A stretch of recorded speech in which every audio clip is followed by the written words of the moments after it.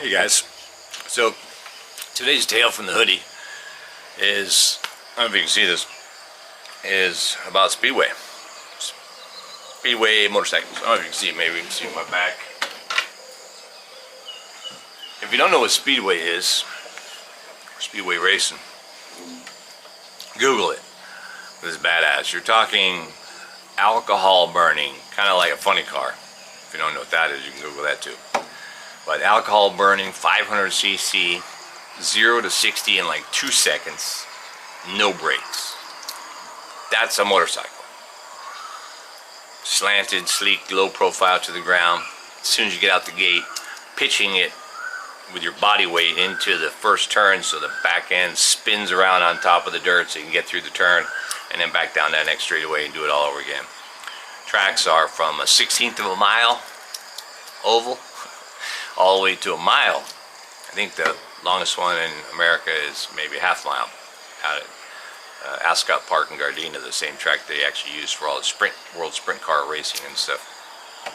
But when I was young, I grew up a lot younger. I grew up in the neighborhood, and you know, my friends were a lot of crazy people, and two of them in particular were really good at motorcycle racing, Kelly and Sean Moran. You can Google them too. And they even, when they were like, I think Kelly might have won the World Mini Bike Association at 10 years old, if I remember. But Sean and Kelly were both just magical as little kids on motorcycles. When they got old enough, they ran into the big bikes, which were the 500cc ones. But even then, they were probably younger and smaller than most riders at the time. I think at the time, the national champion was like a 7-time national champion, Mike Fast, I believe his name was. Probably one more than that, I don't know. But yeah, when they got old enough, they were racing in the circuit. And in California, we had a circuit that would take you to different cities. Whoever built the track and had it going. I think Tuesdays we were up in Ventura near the beach, and Wednesdays was out in San Bernardino. Thursdays I think we did go long track at Ascot, and then Fridays were at Costa Mesa, California, which was probably one of the earliest and most popular tracks. Small little arena, small little track, but lots of action. You had two kinds of racing. One was handicap racing, where you're staggered down the straightaway, and if you got the faster you were, or the better you were in terms of points, you were farther back, right? Handicap. But if you won from the handicap spot all the way back there, you also won more money. But the purses in those days were nut. It was like $10 for each handicap line, and then maybe a $1,000 or a $500 purse. But you know, as teenagers, hey, that's a lot of money. But anyway, Sean and Kelly were both just incredibly awesome. Watch them all the time. Of course, Sean lived right in back of me in the neighborhood. Sean and Kelly did, so I would just cross the alley and we'd hang out, whatever, do our things. We would go surfing during the day or whatever, kneeboarding, be at the beach all the time, and then at night it was motorcycle racing. So Sean asked me to help him in the pits. You know, as a mechanic, you had to get your little AMA motorcycle mechanics license to be in there, but we didn't really take apart engines or anything in the pits. You know, it was kind of like racing out there. You know, you're swapping tires really fast, you're changing gears on the bike quick, or if you broke a cable or whatever like this, you know, because you're constantly racing. If you won your race, that means you're going to be in the next one. So, you know, you had to get back in the pits and turn it over pretty quick. Although we did have, there was an older guy, his name was KK, who was kind of like primary mechanic for Sean and Kelly. And I helped him out in the pits. You know, we'd go to every race night, every circuit. And man, that was a blast. It was literally a blast. One year, the World Long Track Championships came to America, and they were going to be held at Ascot Park in Gardena. And these are guys that were in Europe. Speedway motorcycle racing was a national sport. like every major city had a big old stadium, like massive stadium with a massive track, and everyone would race. And they were probably betting and drinking alcohol and everything like that, just like dog racing or horse racing tracks, you know, these big old long ones. But then they'd put Speedway motorcycles on them and just fly down these tracks. Still, again, 500cc, 4-valve, no brakes, insane. And so those guys all came over for the championship, and Kelly and Sean were still young. I think Kelly was almost 16. Sean was maybe 14 still. And anyway, they raced, and Sean and Kelly basically kicked all their asses.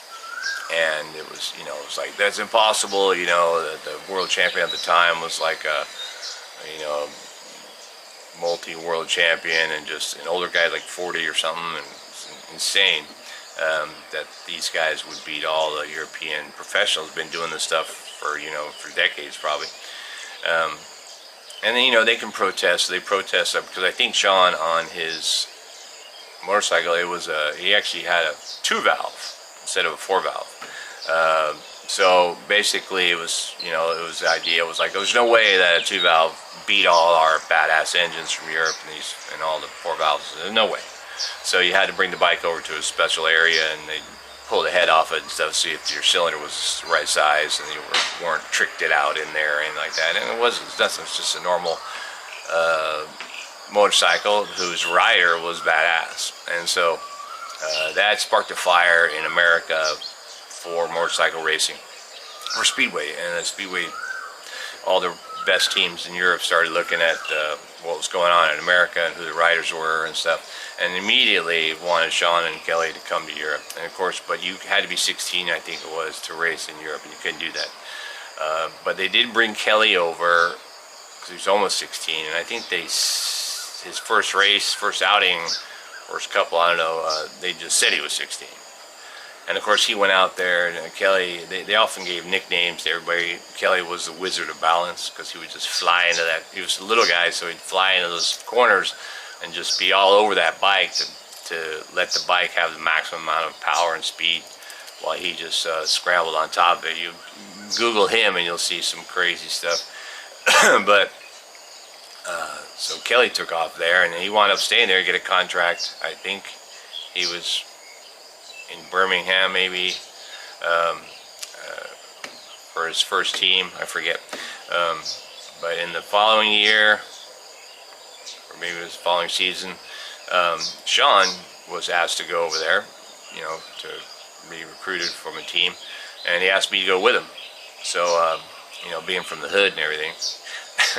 And so I went with him, and although I didn't actually last, I was still young and stupid anyway, but wanted to come back to America, I guess. And but Sean and Kelly stayed there their whole lives. Kelly's passed away, unfortunately, now. Sean is actually still in Europe, but he doesn't race.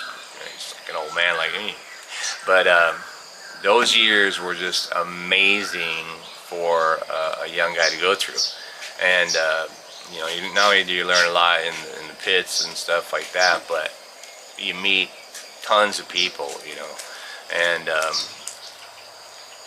yeah, it was just some of the best times. And of course, you know, there's always the after party. The after parties were jarring and scarring, probably, for many times.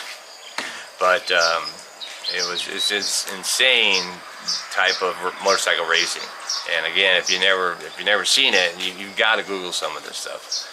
If you've seen ice racing, you know, they actually similar kind of bikes, or actually I should say on Speedway bikes, they did try to do some ice racing on Speedway bikes.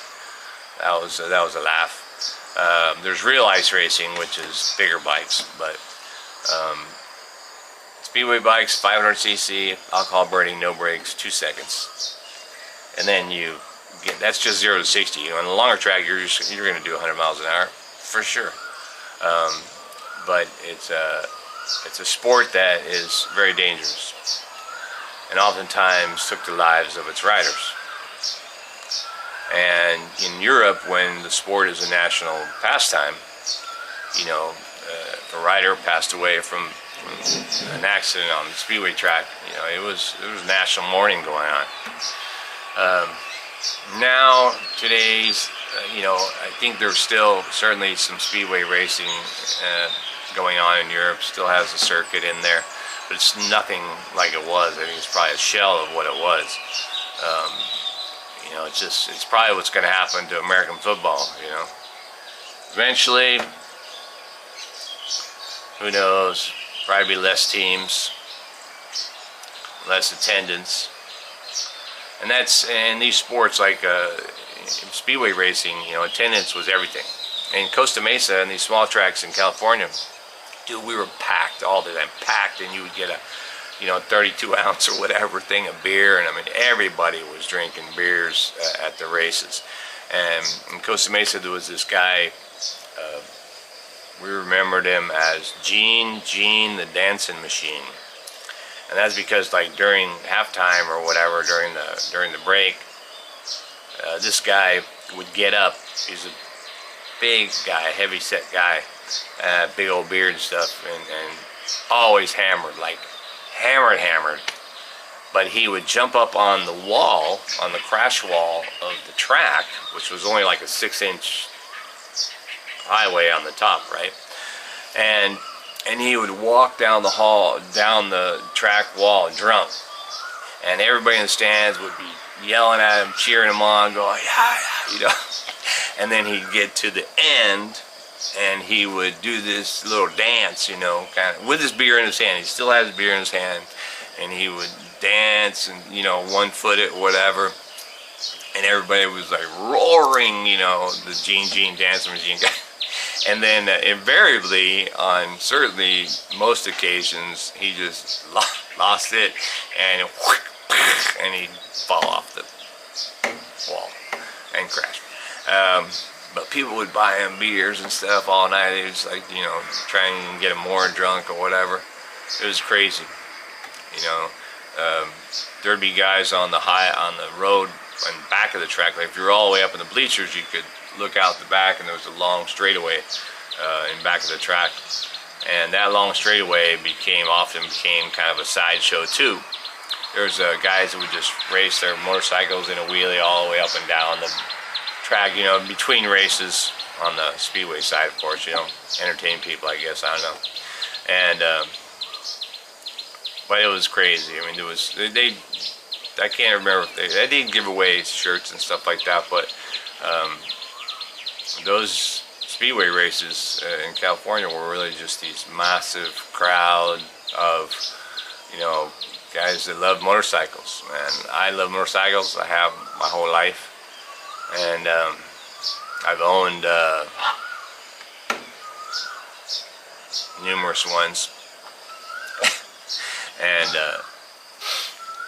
when I don't know if I just mentioned this, but yeah, so Sean and Kelly live right in back of me in the neighborhood where we all grew up, and, you know, of course we partied together and did everything together. And I had a motorcycle, one of my first motorcycles. It was a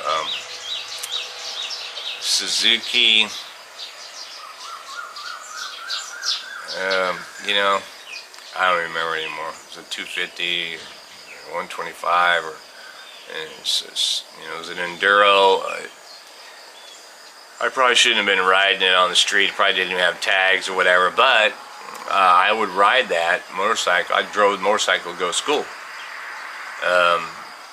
You know, I'd ride the motorcycle to school, come home and all that, and then, but I crashed like all the time. You know, I didn't really worry too much about the motorcycle. I'd try and do everything with it. Anyways, but I crashed one time, and the shifting fork, you know, on a motorcycle, shifting fork basically goes into the gears and shit, right? So the shifting fork bent on one of my crashes, so it was stuck in first gear. And so I would go, but I would still ride it because I didn't have the money to fix it. So I'd go, max out the first gear, then shut her down a little bit, let it coast, max out the first gear. And and I couldn't take it really on the big road anymore to ride to school like that. So, but by how the crow flies, or right out the back over the railroad tracks, I could go through the cornfields or whatever. I think we had cornfields back then, or maybe it was just tall sawgrass or something. But I could cut through this field all the way to the back part of the school, and that's what I did. So I'd ride first, and I'd have my other friend Dave on the back, and we would just go. I don't know how long I rode it like that, but I think my birthday was coming up, so I asked my mom if she would pay for my shifting fork to get fixed for my birthday. You know, put the pressure on Mom. She was a waitress her whole life, supporting 5 kids, so she probably wasn't making a ton of money back then. But she paid for it. It was $102 or something. But I got my shifting fork fixed and back on the road. But yeah, those are the days, man. Motorcycle racing. My first real bike was a Honda 404 Super Sport. It was when these bikes came out with the 4 cylinders in the front and all 4 pipes came out to the side. It's kind of when they first started doing that. Now all the bikes were doing that, all the big bikes. But that 400 Super Sport Honda was, oh man, that was a rocket for sure. And I think I crashed that too. But yeah, Speedway, man. Some of my best memories are those days of Speedway. That's why I still have the hoodie, or a hoodie with Speedway on it. They have, and Sean's still my best friend too. You know, he lives, like I say, he lives in Germany, and everybody still loves him over there too, which is cool. They still love his brother too, even though he passed away. There's fan pages and all that stuff out there if you want to Google those guys, or Google Speedway. Watch some Speedway races, man. That's what you need to do. Watch some Speedway races. They're fucking awesome. Alright, man, well, Tales from the Hoodie, Speedway hoodie and story, out. Alright, man, back at you. Wait for the next one.